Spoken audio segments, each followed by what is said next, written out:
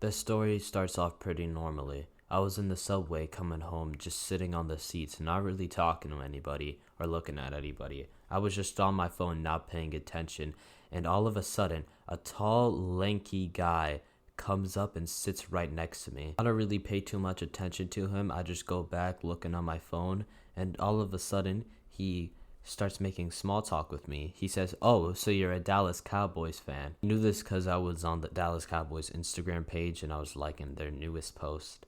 And I turned to him and I say, yeah, are you? And he was like, yeah, of course, I'm a big Dallas Cowboys fan. So then we start striking up a conversation about the Dallas Cowboys. We're talking about Zeke versus Pollard, Dak's injury, just all about the team, just normal Cowboy fan talk. And I end up talking to this guy for the whole entire train ride. And not once in my mind does something go off that tell me that this guy is not a good guy.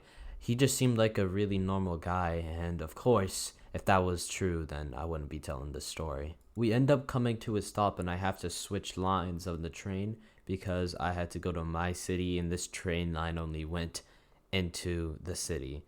So I get off. I say, well, it was nice talking to you, and I just go on and I switch my line. I get to the other line and I'm waiting for the train to come. And I'm on my phone again, and all of a sudden I look up and I see the guy. He got off too, and he went on my line. And I wasn't really thinking too much of it, but I was like, oh, you go to this line too? And he was like, yeah, I totally go here, yeah. And like I said, this guy was a completely normal dude. He looked completely normal. He didn't look like some crackhead or some junkie. He looked like just an average dude. So no red flags were coming to my mind. But of course, looks aren't everything. So the train comes and I get on it. And lo and behold, he also gets on it. And I sit down and he sits down right next to me too. And he tries to continue to strike up the conversation. And for me, I'm a really nice guy. When people talk to me, I always try to talk back. I don't ignore people. I just talk to anybody. But he starts rambling on about the Dallas Cowboys, trying to continue the conversation. And I put on my headphones and I'm like, wait, I'm sorry, man. I'm pretty tired. Could I just listen to music and, relax a little? And he kind of acted a little bit shocked, like he was angry some way because I didn't want to talk to him. And he didn't even respond. He just looked at me with an angry expression. He was like, oh, okay.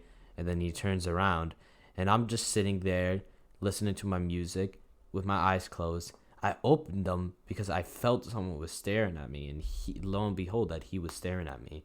I turned and I'm like, yo, you all right? And he was like, yeah, I'm good. But he was just kept on staring at me. He didn't stop staring at me. He didn't even break eye contact. For that whole 30-minute train ride from where we went to the big city back to my city, he just kept staring at me. Well, here I am, scared shitless because it's 10:30 p.m. and it's dark out. There's only like a good 10 people in my cart for the train, and I need to get home. So I go on my phone and I kind of hide it from him so the guy doesn't know what I'm doing. And I'm like, yo, I text my sister and I'm like, yo, pick me up in this train stop. I'm gonna stop earlier because some guy is annoying me. I didn't want to tell her like some guy was following me because I didn't want her to get scared. But I'm like, just pick me up here because I got some problems with this guy and I just want to get off quick. And she was like, yeah, okay, bet. So I get off in our stop and I start walking towards the exit. And I look back and the guy with his hood up is still following me. He's just still walking with me.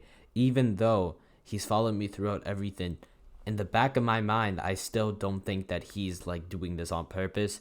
I don't know if I was trying to justify it because I was scared shitless, but all I know is that I saw my sister right over there. I run towards the car, I shut the door, lock it, and all I could see is the guy at the top of the staircase with an angry look. This man is absolutely fucking furious that I got away.